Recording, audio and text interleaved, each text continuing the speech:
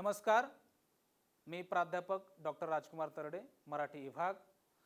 आज आपण SYBAचा special paper शिकणार आहोत। 1818 ते 1874 या कालखंडातील वृत्तपत्र व नियतकालिके।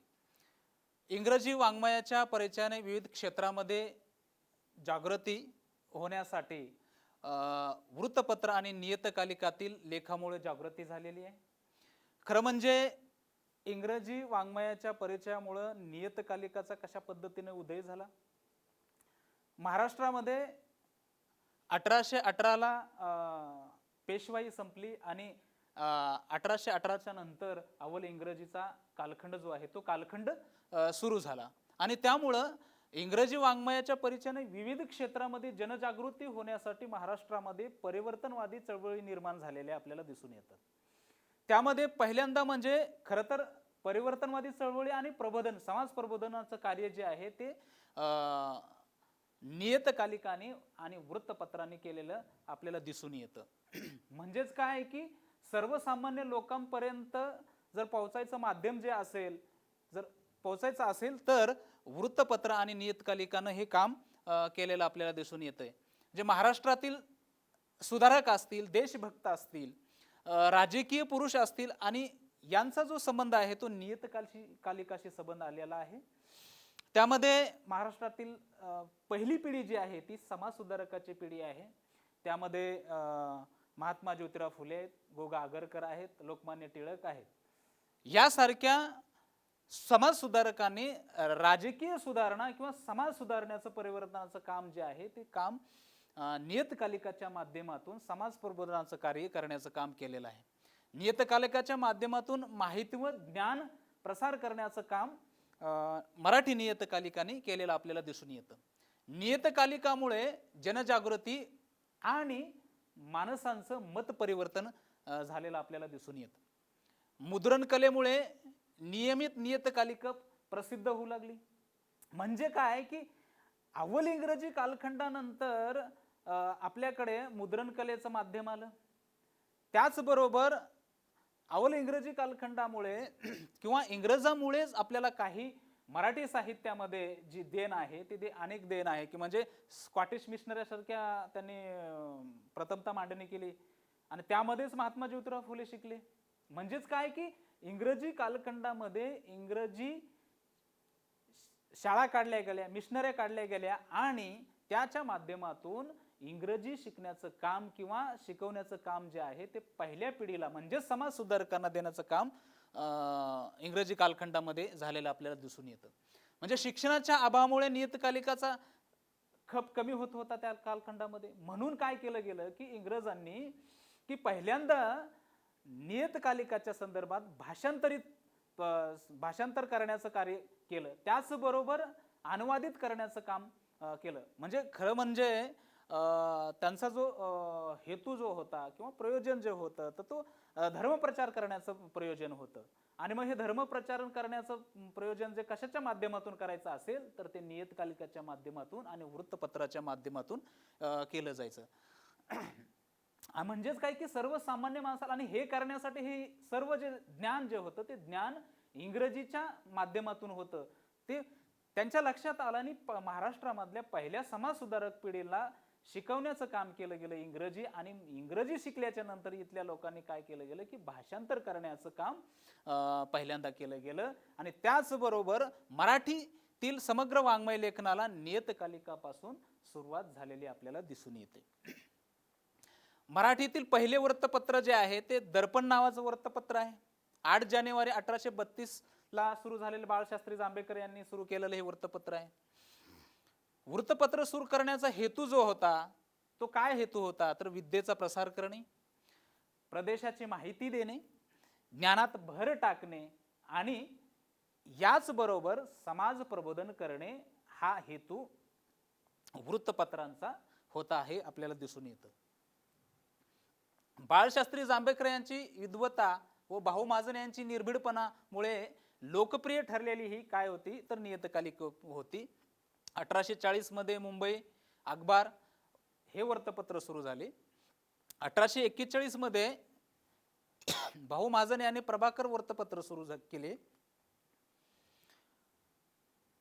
म्हणजे प्रभाकर मासिकाचे विशेष काय आहे तर दरमहा छपाई, चटकदार शैली, समाज सुधारण्याची आवड, लोकहितवादी यांची शतपत्रे प्रभाकर मधून प्रसिद्ध करण्याचं काम केलेलं आहे. ज्ञानाचा मार्ग दाखवण्याचे कार्य केलेलं आहे.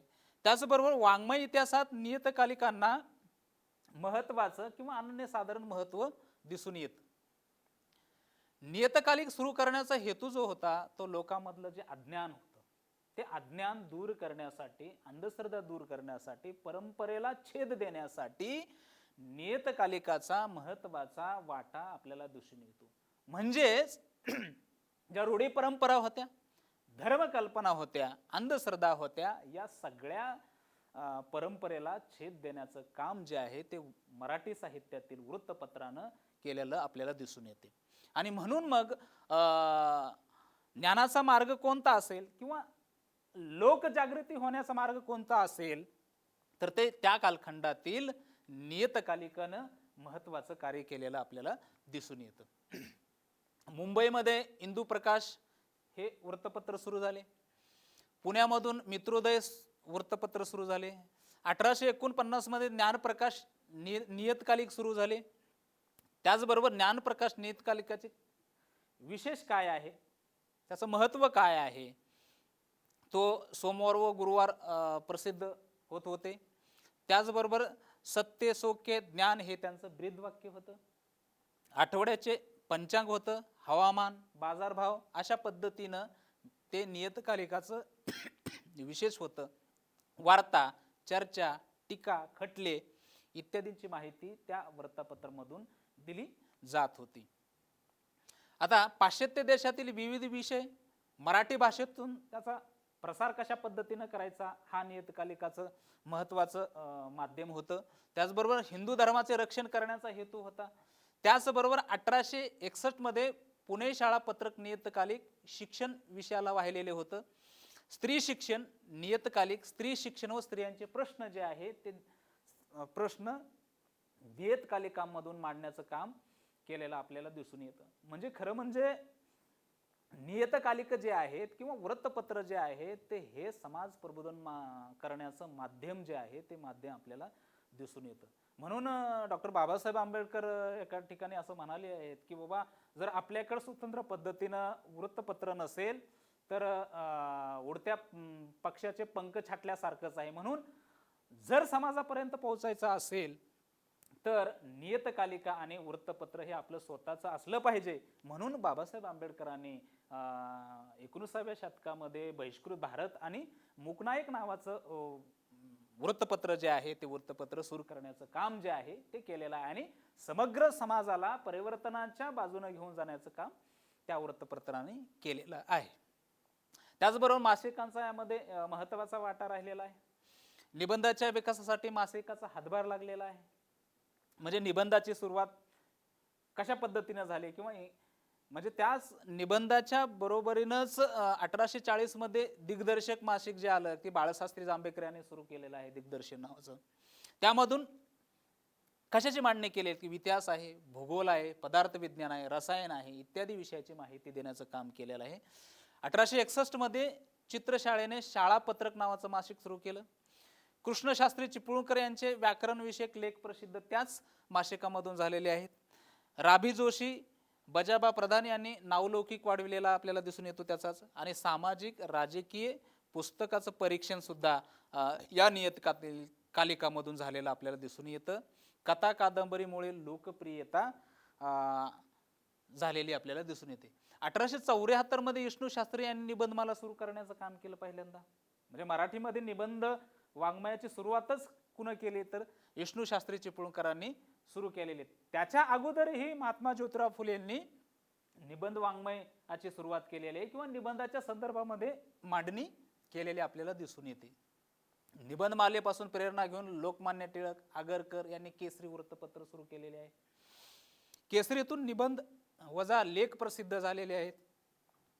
त्यामुळे त्या लेखामधून काही विचारवंतांचे मतभेद सुद्धा झालेले आहेत. मासिकामुळे निबंधमालाला भर पडलेला आहे.